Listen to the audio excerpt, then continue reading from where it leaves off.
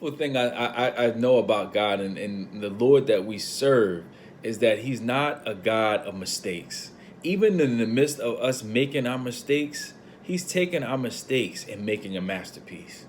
I'll give you an example. I remember when I asked God, "What is my purpose? Why am I here?" I read Purpose Driven Life, and one of the first things that they wrote about was that your life is not about your own. You are here to make an impact on people that are around you. So when things are happening to you, it's not about you.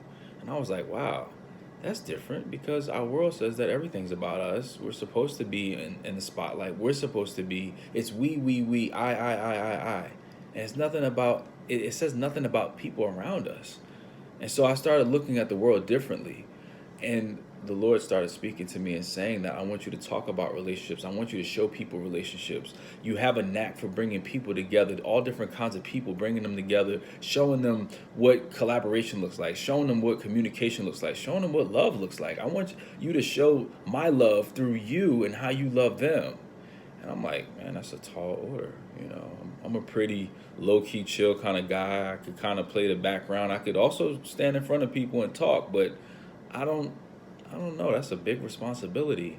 But then I started looking through it in my own lens, like, oh, well, I have to do all this. Again, it's selfish what I'm saying, and I'm thinking, I'm like, oh, it's me having to do this. It's me having to rely on my own strength. But then I thought about it, what Apostle Paul wrote in Philippians. It says, I can do all things through Christ who strengthens me. Oh, so wait a minute, this is not even my own strength. I can do all things through Christ who strengthens me. So now all I have to do is be willing to show up. I have to be willing to put in the work, but as I'm working, God is going to work through me and be able to show the people around me Him. Oh yeah, I'm down. I'm down for that. Because then at that moment, as I'm starting to work and operate in my purpose, now I'm starting to feel that feeling of fulfillment, that void that I was looking to fill by filling it with partying and women and sex and all that stuff. Oh, now I'm filling it with something that is it's like I was looking for something to quench my thirst. I was looking at different drinks, but then I was able to get this water. This water was so amazing. The water of purpose is so quenching. It quenches that thirst. You can drink all these sugary drinks that you want. When you drink the water and the water of purpose that God has placed in your life, the reason that you were created, when you find out, when you discover what that is, it's like no other. It's like no other drink that you could ever drink in your life.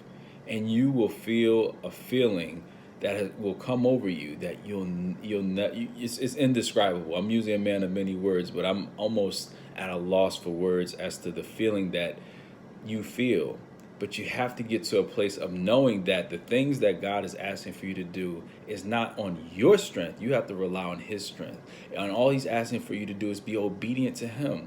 Walk with Him, talk with Him, allow Him to talk to you, allow Him to guide your life.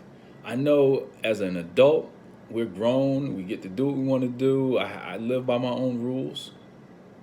But you have to be willing to step to the side. Be willing to relinquish your control over your life and be able to understand what God is wanting to do through yours. What He's wanting to do is greater than anything you can ever aspire for. If you're aspiring for something that is not in alignment with what He wants, it'll never work. It'll be temporary. It'll be great. It'll be tiresome. You may burn yourself out doing it. But ultimately, you'll never have the fulfillment that you'll ever experience unless you do it God's way. And that is the only way. This is not up for debate. This is not up for anybody's opinion. This is truth and this is fact. Please like, comment, subscribe to my YouTube channel. May God continue to bless you.